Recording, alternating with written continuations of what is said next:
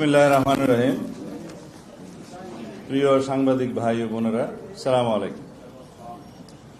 গত কয়েকদিন আগে ভারতের পার্লামেন্টে মুসলিম ওয়াকফ সংশোধন বিল 2025 নামে একটি আইন পাশ করা হয়। আইনটির বিভিন্ন ধারা বিশ্লেষণ করে আমরা দেখেছি যে ভারতের সংখ্যালঘু মুসলমানদের অধিকার খর্ব করা এবং বৈষম্যমূলক আচরণের চেষ্টা করা হয়েছে এই আইনে। ভারতে মুসলমানরা এবং বিভিন্ন মুসলিম সংগঠন এই বিলকে অসাংবিধানিক রাজনৈতিক উদ্দেশ্য প্রণোদিত বলে প্রতিক্রিয়া ব্যক্ত করেছেন। ওয়াকফ হল ইসলামী দানের একটি প্রাচীন ব্যবস্থা। ওয়াকফের মাধ্যমে কোনো ব্যক্তি স্থায়ীভাবে সাধারণ জমির মতো কোনো সম্পত্তি ধর্মীয় বা জনহিতকর কাজে ব্যবহারের জন্য দান করেন। এই ধরনের ওয়াকফ সম্পত্তি বিক্রি করা বা কারো নামে হস্তান্তর করা যায় না।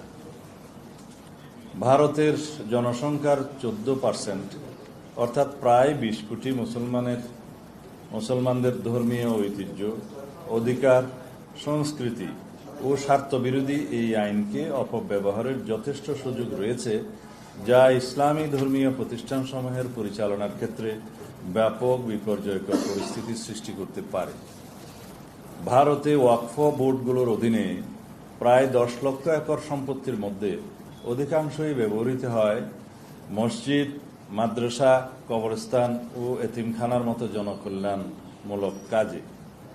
নতুন আইনে পরিচালনা বোর্ডে অমুসলিম সদস্যদের অন্তর্ভুক্তির বিষয়টি বিতর্কের সৃষ্টি করেছে, যার ফলে মুসলিম নাগরিকদের সাংবিধানিক অধিকার ক্ষুণ্ণ হতে পারে। মুসলমানদের ধর্মীয় অধিকারে হস্তক্ষেপের কারণে এবং বৈষম্যমূলক আচরণের ফলে সাম্প্রদায়িক সম্প্রীতি বিনষ্টের আশঙ্কা দেখা দিতে পারে। এরকম কোনো পদক্ষেপ রাষ্ট্রীয় পর্যায় থেকে গ্রহণ করা সমীচীন নয় বলে আমরা মনে করি। ভারতে অন্যান্য ধর্মাবলম্বীদের এই জাতীয় বোর্ডে অথবা কোনো আইনি সংগঠনে ভিন্ন ধর্মাবলম্বীদের কোনো অন্তর্ভুক্তি দেখা যায় না। সেক্ষেত্রে এই আইনটি একটি বৈষম্যমূলক আইন হিসেবে বিবেচিত হবে।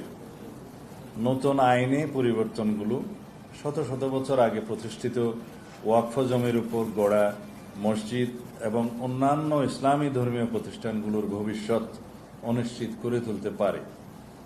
নতুন আইনে অমুসলিম সদস্যদের এই সম্পত্তিসমূহের ব্যবস্থাপনা ও প্রশাসনিক দায়িত্ব পালনে যে এখতিয়ার প্রদান করা হয়েছে তা মুসলিম নাগরিকদের ধর্মীয় অধিকারে সরাসরি হস্তক্ষেপের শামিল।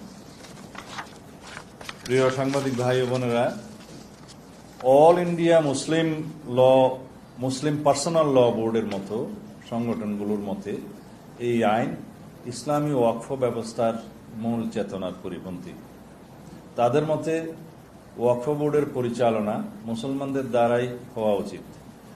তারা একে মুসলিম নাগরিকদের ধর্মীয় অধিকারে সরাসরি হস্তক্ষেপের শামিল বলে অভিমত দিয়েছেন। ভারত একটি বৃহৎ গণতান্ত্রিক রাষ্ট্র।